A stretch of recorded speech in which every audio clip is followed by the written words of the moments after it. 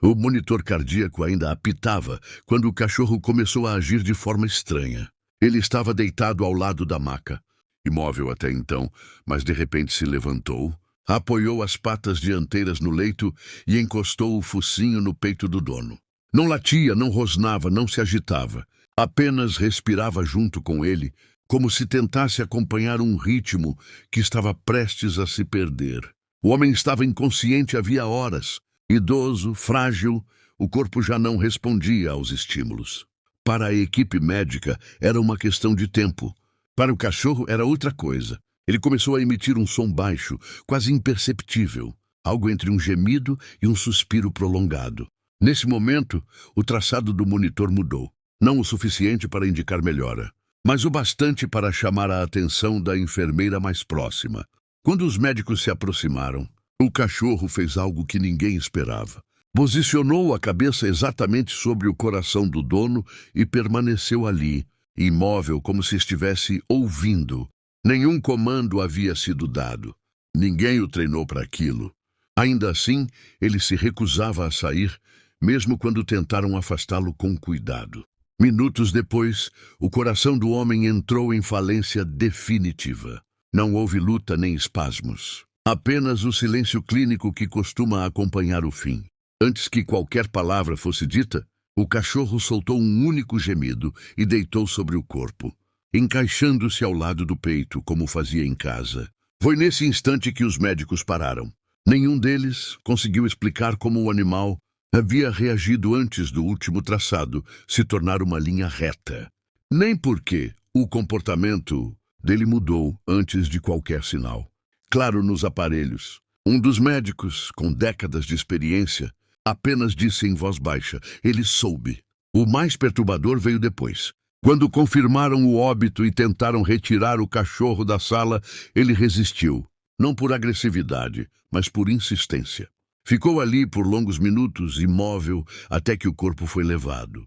Só então levantou-se e caminhou lentamente até a porta sem olhar para trás. Não houve explicação científica registrada no prontuário. Apenas um comentário informal entre profissionais acostumados à morte. Mas não aquilo. A sensação de que o cachorro percebeu o fim antes de qualquer humano. E que, de algum modo impossível de medir, decidiu acompanhar o dono até o último segundo. Horas depois, a sala já havia sido limpa. Os aparelhos desligados e o corpo encaminhado. O cachorro, porém, continuava no hospital. Sentado no corredor, próximo à porta por onde o dono havia saído pela última vez, ele não se movia. Recusou água, ignorou chamados e não reagiu a estímulos. Não era confusão, era vigília. Foi nesse momento que um dos médicos decidiu revisar o prontuário com mais atenção. O homem havia sofrido múltiplos episódios cardíacos ao longo dos anos, sempre acompanhados por um padrão curioso. Quedas súbitas, depressão, antecedidas por alterações hormonais difíceis de detectar em exames comuns. O que poucos sabiam é que o corpo humano emite sinais químicos e fisiológicos antes da morte.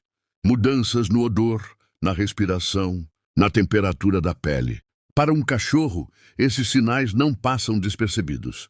Especialistas em comportamento animal explicam que cães conseguem identificar variações mínimas no cheiro do corpo humano, causadas pela liberação de substâncias como adrenalina, cortisol e outros compostos associados ao estresse extremo e à falência orgânica. Antes mesmo de um monitor registrar o colapso, o organismo já está avisando que algo irreversível se aproxima.